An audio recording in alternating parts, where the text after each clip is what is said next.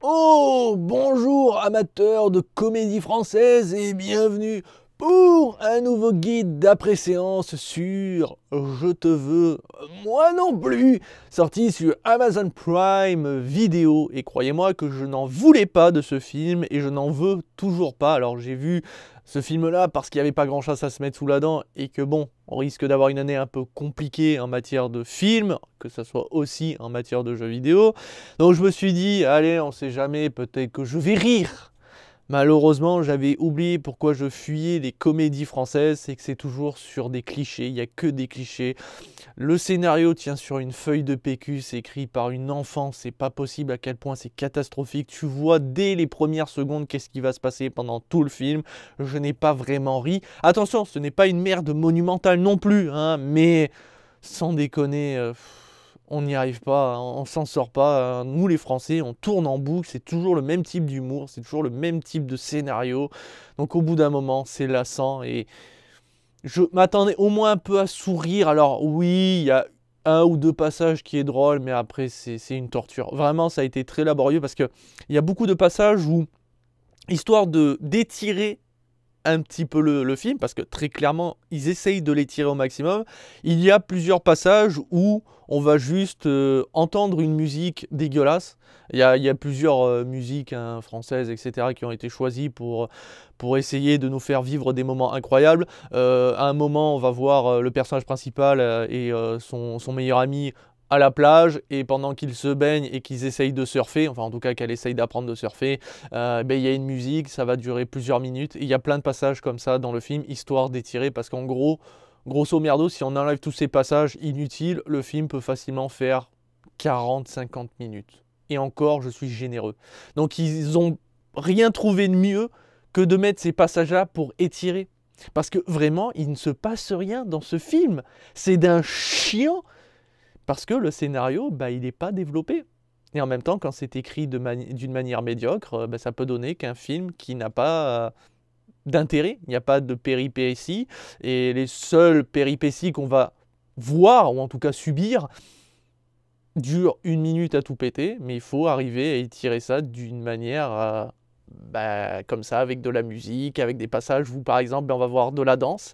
Il y en a deux comme ça, voilà, on voit des gens danser, on ne sait pas pourquoi, mais c'est le seul moyen d'étirer un petit peu. Donc vraiment, c'est une catastrophe. Donc on va parler de la réalisation et des acteurs et actrices avant de rentrer en détail. Hein. Oui, oui, c'est full spoil, on s'en bat les couilles. Hein. De toute façon, je te veux moi non plus. Vous avez compris que on va suivre des meilleurs amis. Ils sont pas ensemble. Il y en a un des deux qui était fou amoureux, mais l'autre l'a rejeté.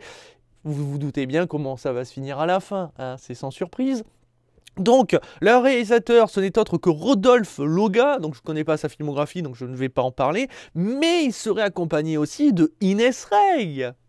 Mais oui, Kevin, je veux des paillettes dans ma vie.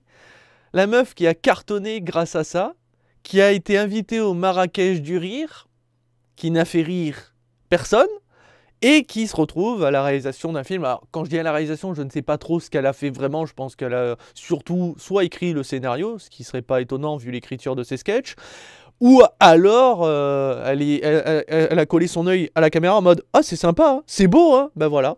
C'est tout ce qu'elle a dû faire, mais donc on le retrouve, enfin la retrouve pardon à la réalisation de ce film, mais aussi en tant que comédienne, puisqu'elle est dans le rôle principal, elle incarne Nina. Alors attention, par contre là je vais être sincère, là je l'attaque là un peu, mais au niveau du jeu d'acteur, c'est loin d'être dégueulasse, elle s'en sort plutôt bien, mais c'est tout quoi. Enfin honnêtement, arrête, tu nous fais du mal.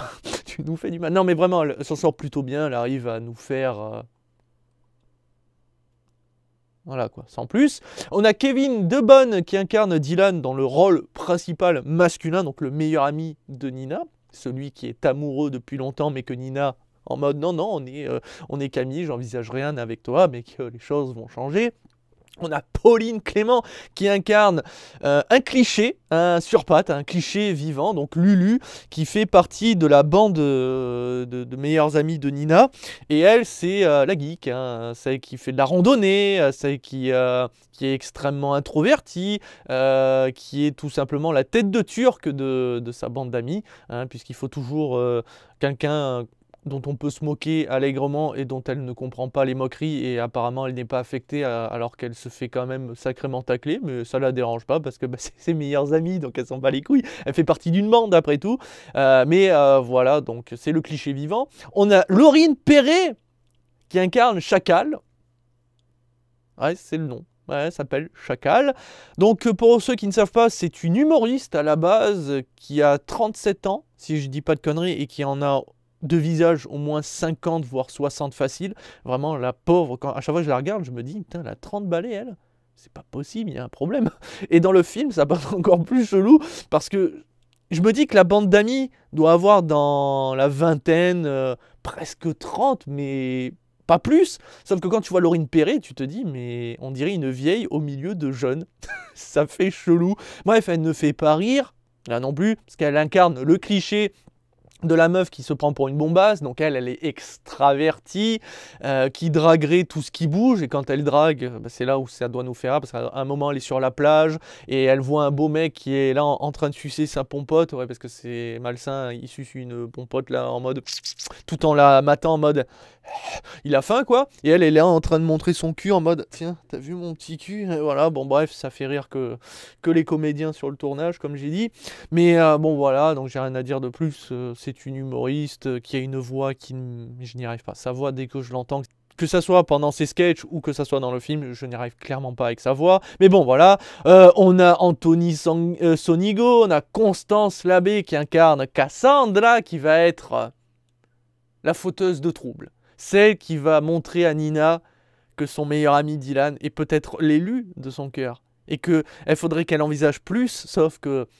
bah Dylan, il a Cassandra, et en même temps, quand on voit Cassandra et Nina, bon bah chacun ses goûts, mais on prendra tous certainement Cassandra. Nous avons Michel Garcia et plein d'autres acteurs et actrices. Un beau casting, certains seront là plus ou moins que d'autres, mais voilà. Alors, que dire de ce film, à part que globalement, ce n'est pas bon. C'est vraiment mauvais. Les phases d'humour ne fonctionnent pas. Vraiment, je trouve que ça ne fait pas rire. Ils essayent de vraiment créer une ambiance en mode, imaginez si c'était vous avec votre bande d'amis et que voilà, vous étiez pas forcément amoureux de votre meilleur ami, mais que là, vos potes vous disent hey, mais t'as vu, le mec il est quand même plutôt bien foutu, etc. Pourquoi t'es jamais sorti avec lui, tout ça. Et en gros, à cause de toutes ces questions et en plus de voir l'arrivée de Cassandra, fait que là, pour Nina, dans sa tête, elle se dit putain, mais c'est vrai en fait. J'aurais pu essayer quelque chose avec lui, sachant qu'elle a vécu une rupture difficile, puisque Nina était en couple, mais en couple qui allait fêter leurs 3 ans. Mais je pense que beaucoup d'entre vous ont entendu parler, le syndrome des 3 ans. Beaucoup de couples se détruisent en arrivant aux 3 ans. Vraiment, tout se passe bien, et au moment d'arriver au cap des 3 ans, ça foire, et ça se sépare. Et ça arrive très fréquemment, alors c'est la psychologie, n'hésitez pas à vous renseigner, mais si vous arrivez à passer ce cap, en général ça dure beaucoup d'années entre vous, ou pas, hein, mais en général c'est le cas, mais si vous ne passez pas ce cap, bah, ouais, c'est la destruction, et en fait Nina va découvrir que son mec la trompe sur un site de rencontre.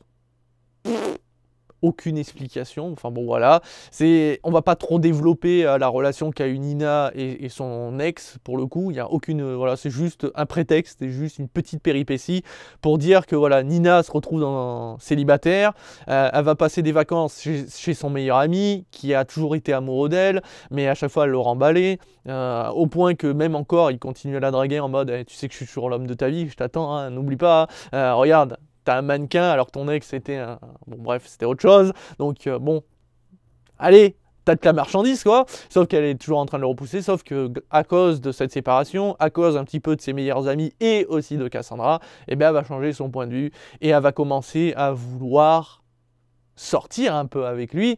Elle va commencer un petit peu à l'espionner, à essayer de montrer qu'elle a des meilleurs atouts que Cassandra. Il va y avoir une espèce de rivalité entre les deux, puisque Cassandra a bien compris que Dylan était quand même fou amoureux, mais sauf qu'elle elle craque un peu sur lui. Donc à un moment, il va avoir un match de ping-pong. Alors vous allez me dire, bah, guide du ping-pong, bon, ça peut être drôle. Sauf que là, j'ai pas compris. En gros, pour eux, un match de ping-pong, c'est avec la table relevée. Alors, pour ceux qui ne savent pas, en ping-pong, la table, normalement, c'est ouvert. Hein. Sauf que quand tu la relèves, c'est que tu es tout seul. Ça veut dire que tu joues tout seul, tu fais ton match, mais pour pas que la balle se barre et que tu ailles la chercher, bah là, tu te fais un petit fight, quoi, tranquille avec la... Là, c'est pour faire en sorte qu'il va arriver cette fameuse scène drôle qu'on voit dans la bande-annonce où Nina va mettre un énorme smash, sauf que bah, y a forcément Cassandra à côté et c'est elle qui va se prendre le coup et elle va finir dans la table de ping-pong. Voilà. Parce que si la table était ouverte et qu'elles auraient joué un match normal, à aucun moment on pourrait faire cette scène. Donc à aucun moment on aurait eu un moment d'humour dans ce film, puisqu'il n'y en a tellement pas, où je les cherche encore, comme par exemple Shakai qui va faire une bombe au-dessus du... Enfin, elle saute d'une falaise pour faire une bombe, sauf que forcément elle va faire une espèce de plat, donc elle va s'éclater le nez. Bon voilà, ça peut être drôle ou pas. Enfin, normalement, le passage le plus drôle, c'est quand elle va revenir de l'hôpital en mode ah, je suis totalement déglingué. Ça ne fait rire personne. Mais voilà, il n'y a tellement pas d'humour qu'on prend ce qu'on peut. Mais ils auraient pu largement faire cette scène de manière normale, un match de ping-pong classique, sauf qu'au dernier moment, elle balance sa raquette dans la gueule de Cassandra. Ça aurait tout aussi bien fonctionné et ça aurait eu du sens. Alors que là, ça ne marche pas, c'est grossier, enfin c'est grotesque. Vraiment, ça n'a aucun sens. Mais voilà, c'est pour montrer la rivalité entre Cassandra et forcément Nina. Dylan, il est un peu partagé parce qu'il y a toujours des sentiments pour Nina, mais forcément, elle ne veut pas de lui, donc bah, il prend ce qu'il y a à côté. En gros, c'est ça, c'est qu'on nous montre très clairement que Dylan, il prend parce qu'il a rien en fait, et qu'il veut pas être seul, qu'il veut profiter, sauf que il a toujours l'élu de son cœur dans son cœur, sauf que le jour où il va pouvoir l'avoir, où là, il y a une vraie déclaration si on peut dire, eh bien il va fuir.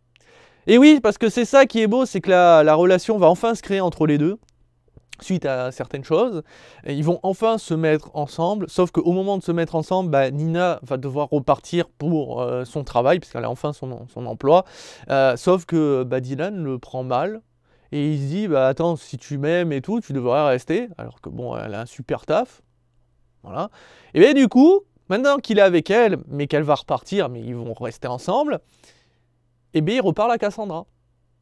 Parce que oui, l'homme est infidèle, forcément, et que c'est une comédie française, donc ça va créer une nouvelle péripétie parce qu'il n'y en avait plus, et que le film n'était pas encore fini, donc il fallait trouver un prétexte pour que Nina découvre que Dylan, c'était une enflure, mais aussi pour montrer que Dylan, en fait, fuyait Nina depuis le départ, depuis qu'ils étaient ensemble, parce qu'il n'arrivait pas à réaliser ça, qu'il avait peur, du coup il préférait... à nouveau refaire comme avant, ressortir avec plein de meufs, et donc Cassandra, sauf que son meilleur ami va lui dire « Eh mec, bro, tu l'aimes Nina ?» Bah oui, tu l'as toujours aimé, connard.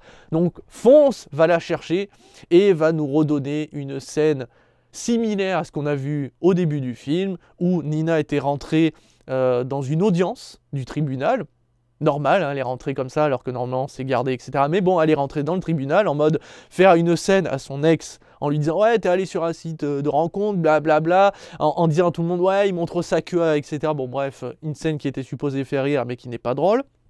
Eh bien, nous avons exactement la même, parce que quand on n'a pas beaucoup d'imagination, on reprend ce qu'on a déjà fait, et cette fois, c'est Dylan qui, au lieu de faire un scandale, va faire sa déclaration. Alors vous allez me dire, bah, c'est beau, en vrai, c'est plutôt bien réfléchi, puisqu'au début, c'était pour une séparation, là, c'est pour une déclaration. Non, c'est mauvais. C'est très très mauvais, ça n'a pas de sens. Le mec a toujours été fou amoureux d'elle, et maintenant qu'il l'a, il a peur. Alors, c'est une peur qu'on a l'habitude d'avoir quand on est amoureux et qu'on se met en couple. On a peur de perdre l'autre, on ne sait pas comment réagir. Mais même là, ça ne marche pas en fait.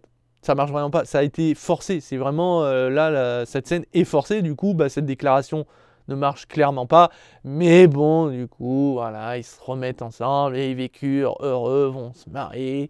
Tout ça, tout ça. Alors je vous ai fait un résumé, je ne sais pas pourquoi, c'est parce qu'en fait, comme dans ce film, il n'y a rien, il n'y a pas grand chose à dire de plus, la musique est catastrophique, il n'y a pas d'humour, le scénario est complètement mauvais, le jeu d'acteur est plutôt bon, c'est dommage, je pense qu'il y avait moyen de faire un film un peu plus mignon, un peu plus drôle, mais mais en force. C'est que sur cliché, cliché, cliché.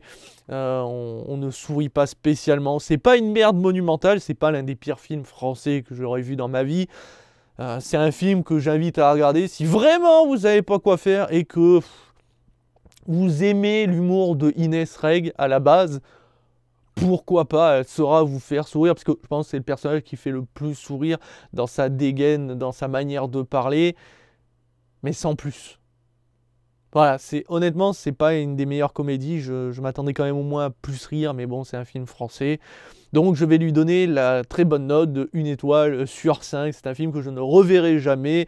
Et Inès Reg, ben, tu es peut-être juste une bonne comédienne. Honnêtement, je pense qu'elle devrait continuer dans la comédie d'être une actrice, tout simplement, mais pas humoristiquement parlant, elle est pas bonne. Elle sait pas écrire ses sketchs, pour moi, ils sont pas drôles du tout. Ou alors des petits sketchs comme Kevin, mets-moi des paillettes dans ma vie. Voilà, des trucs simples, en fait. Des petits trucs légers, comme des vidéos qu'on pourrait voir avec Norman ou Cyprien, elle serait bonne dans ce registre-là, mais faire des sketchs longs et tout, ça marche pas. Et à la réalisation, bon, je ne sais pas si c'est elle qui écrit le scénario, si c'est le cas, et arrête d'écrire. Voilà, c'est tout ce que je peux donner comme conseil. Donc voilà, c'était la critique exceptionnelle de... c'est quoi déjà le titre? Alors qu'il est... Je te veux, moi non plus, je ne voulais pas de ce film, et je n'en voudrais toujours pas. Allez, sur ce, je vous dis à très très vite, et à très bientôt pour toujours plus de vidéos. Ciao, ciao.